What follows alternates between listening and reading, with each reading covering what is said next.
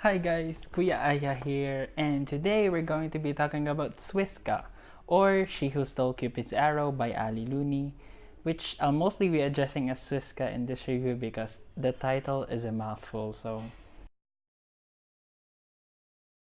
if you haven't watched any of my reviews, I suggest you do because I put effort into them. So, if you haven't watched my reviews, watch them. If you have, you know I kind of have a format with this. First, I talk about the things I like, and then the things I dislike, and then we move on to the noteworthy moments, ranging from best to worst. I'd like to say there are spoilers ahead, so because I forgot to say it in the last one, and yun, spoilers ahead. So, kung di nyo pa nabasa, basahin nyo muna bago nyo panoorin to. Okay. First thing I really liked about the book is the mythology around it, or basically Greek mythology. Being a Greek enthusiast myself, so sobrang nagustuhan ko na kung paano niya na-incorporate yung mythology doon sa libro. Especially how the gods, goddesses, and characters were handled. One thing I really like was about Psyche. After reading or watching a few videos about Psyche, I learned na usually na-associate siya sa butterfly kasi parang nagkaroon siya ng wings ng butterfly or pinipaint siya usually with wings of a butterfly. And I like na dun yung motif na yun dun sa book. And ganun din kay Ayesha. At first, I thought she was Hecate, or I was guessing that she was either Hecate or Circe, any goddess revolving around magic. Kasi nagfo-fortune tell nga siya. Pero, ayun, kahit hindi man talaga siya si Hecate, she's at least a disciple of Hecate. So, I guess at least tama yung hula ko dun. And another thing I really liked are the characters. At first, hindi ako ganun makakonect sa characters, pero after a while, after a few chapters of getting to know them, reading about them, you'll be attached to them.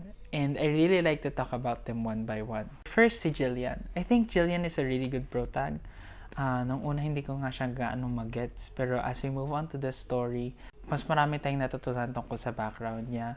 And I can see why she is the way she is. It's interesting na tinatawag siyang the living arrow dito sa libro. So, it makes me wonder kung ano yung magiging role niya if she were a goddess. Goddess of matchmaking, perhaps. Pero seriously, if ever ma-publish yung sequel, gusto kong mas ma-explore pa yung character ni Jillian. As the daughter of Aphrodite, if I'm being correct, alam ko anak siya ni Aphrodite. Kasi yun nga, demigod siya. I'd just like to see her more, explore her powers more, if ganun nga yung mangyayari, kung magkakaroon man ng sequel. Next naman si West, nung una, hindi ko makita yung sincerity ni West once na napana na siya ni Jillian. Parang, feel ko effects pa rin yun nung pana sa kanya. Pero once, again, we got to know him, we moved on to a few chapters, nakita ko yung sincerity niya doon. Yun nga, siguro yung arrow, tinulungan na siya mas ma-express yung feelings na meron na siya para kay Jillian. I really like na hindi niya iniwan si Jillian ever, kahit yung times na hindi na talaga sila. Parang sinabi ni Jillian na wala naman talagang, parang wala siyang feelings, kunwari daw. Wala daw siyang feelings kay West, pero kung mababasa mo yung libro, di ba? Wala daw siyang feelings kay West. Pero at least, I like that West never left Jillian's side. He may not have been there physically, pero parang guardian angel siya lagi na nakabantay kay Jillian ng mga time na yon. Next naman si Cupid. Cupid might be my fave out of the trio. Medyo nagduda rin ako sa kanya nung yung mga last chapters na parang tinaplant ni Ayesha yung doubt sa ulo ni Jillian. So, good work on the author there. Pero I really like the portrayal here. Even though he is the god of love, hindi siya katulad ng nanay niya na malandi. I like that he stick to one, that he still loves Psyche, and maybe he will forever love Psyche. And yun, I appreciate that about the character. Now, on to the things I didn't like as much. So, a few of the things I really didn't like, or one thing I didn't like is yung book parang naging very emotional siya halfway through. Especially yung nag-break si Jillian siya si West. Napansin ko na halos every chapter ends with her crying. And it happens for a few chapters na parang every time na lang na mag-end yung chapter, umiiyak siya. And ewan ko, nahirapan na akong basahin yun. Hindi ko masyado magets yung feeling ni Jillian nung time na yun nung nag-break sila ni West. Dahil nga, hindi ko naman, ewan ko, I'm not a crier, I think. Siguro, pag may nakipag-break man sa akin, coming from a single person, no? Kung may nakipag-break na sa akin, siguro lutang lang ako ng mga sabaw lang yung utak ko. Tapos parang butas yung puso ko. Mga ganun lang. Pero hindi ako iiyak. Feel ko lang Pero ayun. Another thing I have an issue with is the pacing. Medyo sa simula lang naman yun. Parang I didn't like how the story moved forward. Pero after a few chapters na wala naman na yung once we really got into the story of Cupid and Jillian being the living arrow. Another thing I had a problem with was the switching of POVs. Hindi ko maintindihan kung ba't nagsiswitch ng POVs. I'm not the author, so I really couldn't say. Pero na-bother lang ako kasi usually, di ba kay Jillian nakikita natin first person point of view. Pero once na mag-switch tayo sa ibang character, either kay Cupid or kay Ayesha, nagka-chapter ba si Ayesha? I'm not sure. Basta si Cupid usually. Pero pag si Cupid na yun nandun sa book, naging third person siya. Correct me if I'm wrong. Pero sa pagkakaalala ko talaga yon.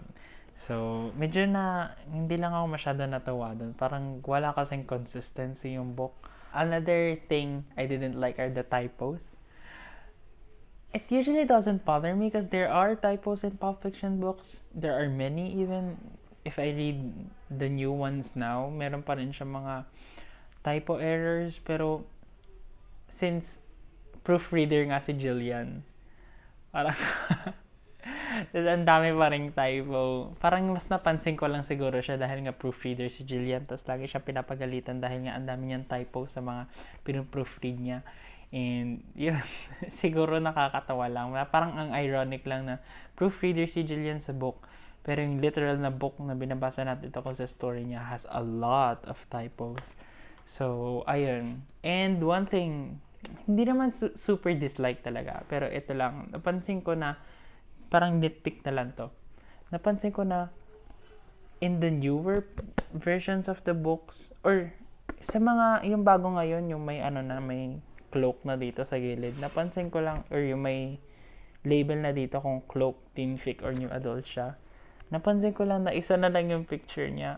Bakit ganun? I usually like yung dalawang picture kasi we usually see two more additional scenes other than the book cover. And can I just say, the cover of Swiska is very gorgeous. You should definitely buy it. Even just for the cover. So, ayun. Those are my thoughts for the things that I really disliked in the book. So, on to the noteworthy moments I have for the book. First is, siguro ito na yung pinakamalaking noteworthy moment ko dahil Cupid speaks the truth. Alam mo, lahat ng observation ni Cupid about sa love is very true. Which is just right since he is the god of love after all. Pero yung sinabi niya na yung tao naman kasi yung pumipili ng, usually pinipili nila yung hindi dapat mahalin. Parang, stop aiming for me, Cupid. Okay, I know. I know it hurts because it's the truth. Pero I really like seeing that na na-explore yung topics about love since Cupid is basically the embodiment of love here in the world. So yun, I like that he speaks his truth about things. And another thing that is noteworthy for me are the hints ni Ali Looney dito sa libro. I like that you see hints of her in the book. Katulad nung pagkagusto ni Jillian sa photography. Because sa pagkakalam ko, si Ali Looney mahilig rin siya sa photography. And one thing I also noticed that there are similarities to Operation Break the Casanova's Heart in this book. One thing that stood out for me was the pool scene with if you think about it, just hearing the word pool scene may give you dirty thoughts. But no, it's quite innocent. So the pool scene between Jillian and West, it really reminded me of the pool scene in Operation Break the Casanova's Heart, the Wattpad version, because I've only read the Wattpad version. I haven't read the physical book yet published. So it has similarities to Naomi and Drew talking in the pool, talking about their feelings and everything.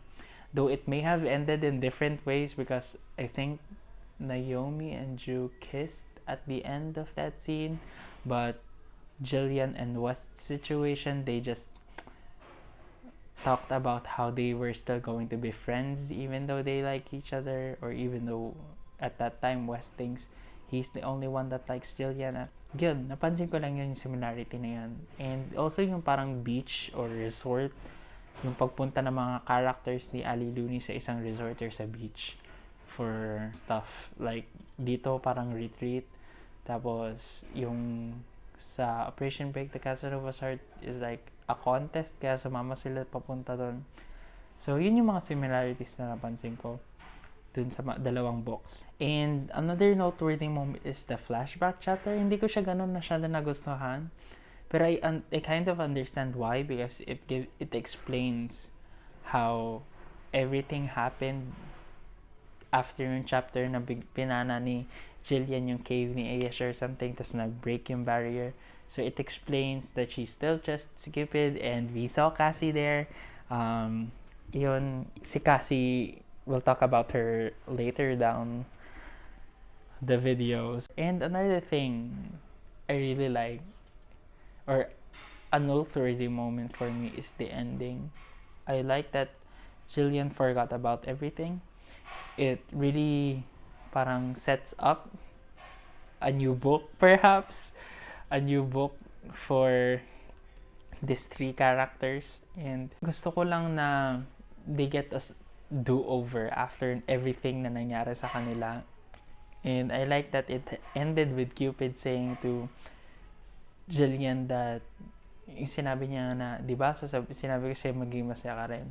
I really like that about the ending.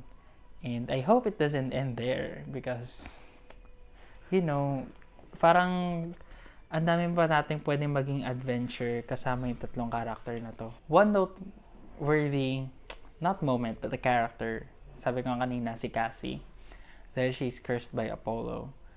And at that point, parang gusto ko mas malaman kung ano ba talaga yung backstory ni Cassie, what happened to her, why was she cursed, and I don't know. I think there's a lot more to do with that character, so I hope we see her more in the sequel. If not the sequel, then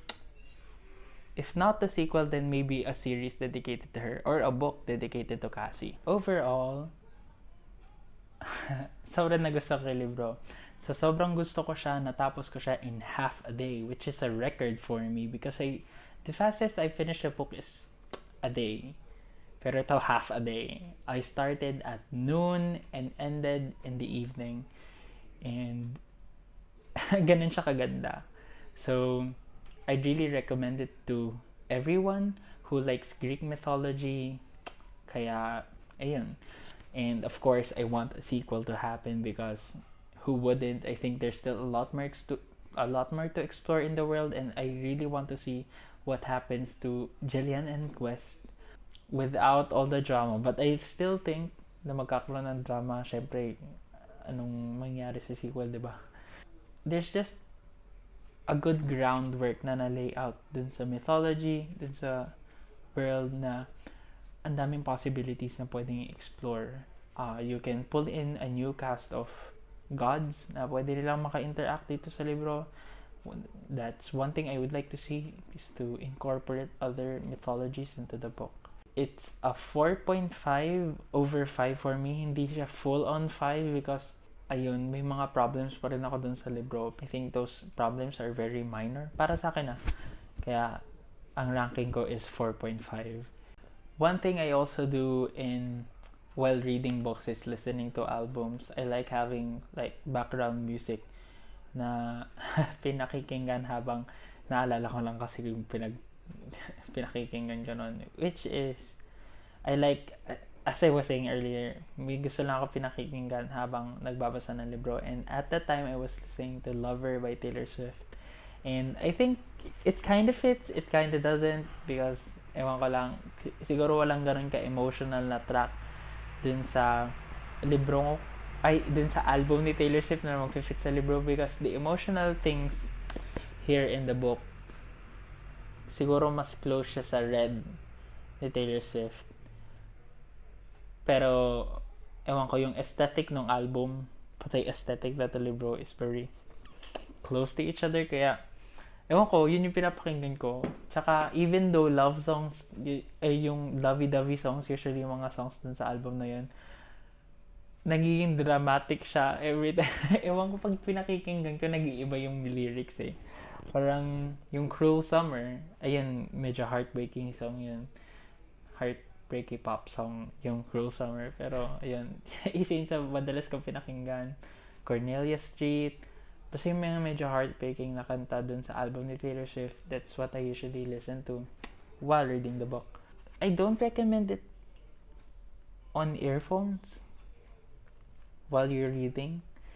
I'd rather recommend it playing on your phone or on the computer. Tapos parang mababa lang yung sound niya. You just hear it at the background. Tapos mas nakafocus kayo sa libro. So that's what I recommend you doing. So I just like it having as a background noise while reading the book. And one thing I'd like to say is malungkot ako dahil I read the book in preparation for MIBF, but I saw the schedule. Ali Luna is going to MIBF on the 15th. I'm going on the 14th. I can only go on Saturday. Hindi ko mapapasahin yung libro. Nakakalungkot. Ayun. Pero, ganun talaga buhay. Maybe next time, may signing ulit na makakatch ako sa schedule ng author. And, yun. That's everything I have to say about the book.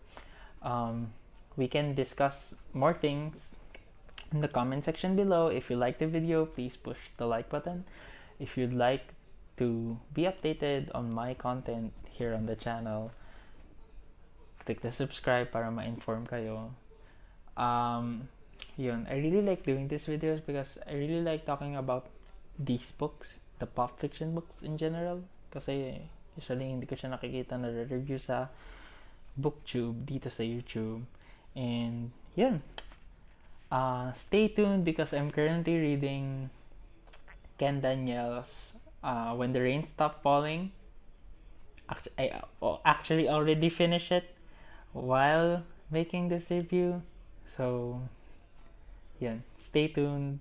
Kuya Aya signing out. Bye.